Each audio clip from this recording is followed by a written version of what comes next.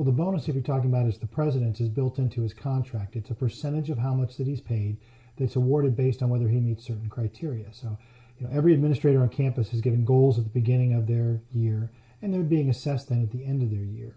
The president's contract is not unlike contracts we see at other university presidents or other CEOs across the country. While it's called a bonus, and that has a very tough tone for people, it's really a percentage of their contract that is withheld to ensure that they do the right job and they reach those leadership goals.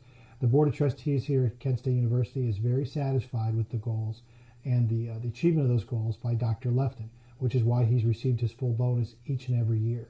The tuition increase has nothing to do with the bonus that the president receives. The two are not necessarily related at all.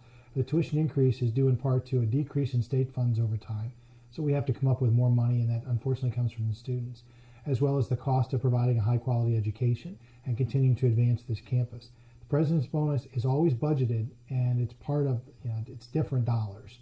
It's not necessarily that the tuition goes up and that pays the bonus. It's not set up that way at all. But we do understand that to the students and the high cost of education, they don't like to hear those kind of things. But based on the president's leadership, and you look at the results of the dollars that have come in through donations, the increase in enrollment we've had over the last 7 years since he's been president, the higher GPA of our incoming freshman class, the higher graduation standards, and all the key indicators show the university's headed in the right direction. The trustees are very satisfied with the job that our president's doing, and that's why they've awarded him that bonus. We admire the students. Kent State has a long history of allowing students to air their opinions and to gather and demonstrate. And we admire their passion, and their gathering recently doesn't fall on deaf ears. The administration, the administrators, the leadership here at Kent State is very aware of how tough this is on some students. We wish we didn't have to go down this route. We really wish we did not.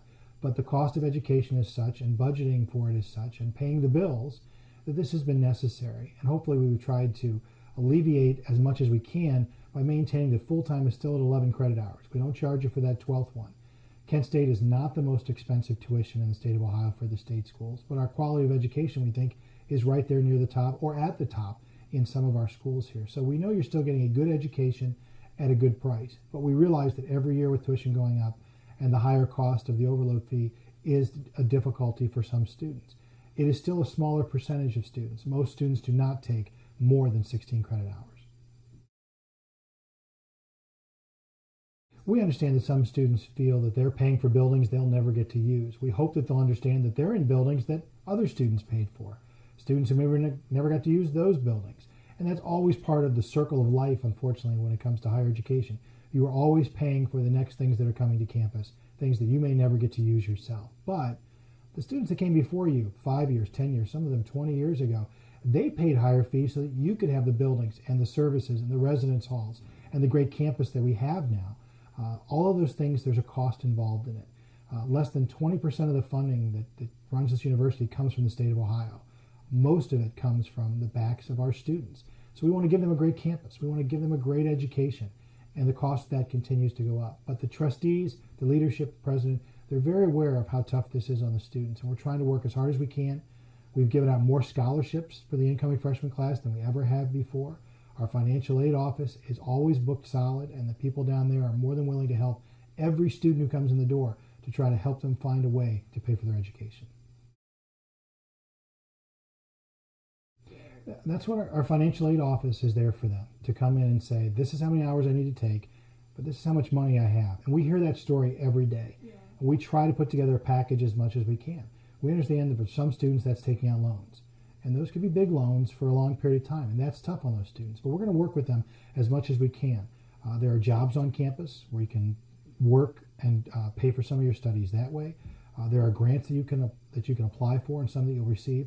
But we also need students and their families to fill out their FAFSA forms, which is their economic forms every year, and to always submit those, because some students don't. But we're willing to work with all of those students. But we need them to understand that we do realize that for those that took a high load, or those that come from a poor family, or both, that their concerns and their pain does not fall on deaf ears. We want to work with them to get through this. But under the current finances of running a higher education institution, this is where the finances are. We don't yet know how many are going to adjust their credit hours when we go to 16 in the fall. But from this first year of going from 18 down to 17, we saw a drop of about 1,000 students. Other students on the numbers went ahead and just paid the extra fee and maintained their 18 credit hour load. We saw about 1,000 fewer students willing to take 18 and then dropping back to 17. I would anticipate it'll be the same, dropping from 17 to 16. We just won't know until the fall. And that would probably be a better question for our folks that run admissions. I'm not an expert on what all the other state universities do, but I can tell you that we offer a good education.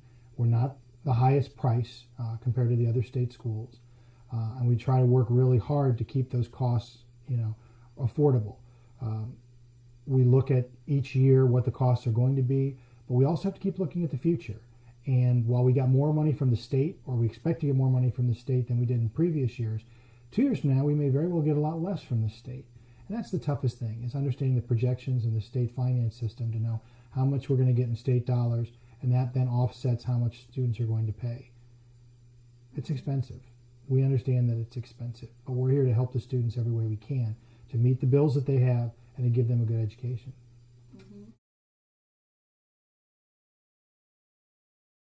We don't anticipate any more changes to the tuition plateau. In other words, 11 to 16 hours is where it's going to stay for a full-time student.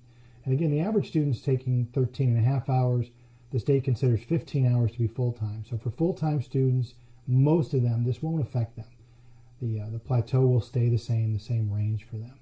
As far as the cost of tuition each year, it has gone up.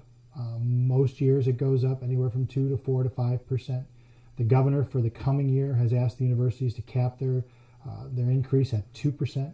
Our trustees will be considering that at their next board meeting coming up in May, and it'll be up to them to look at the finances and make a determination as to whether or not we would raise tuition again.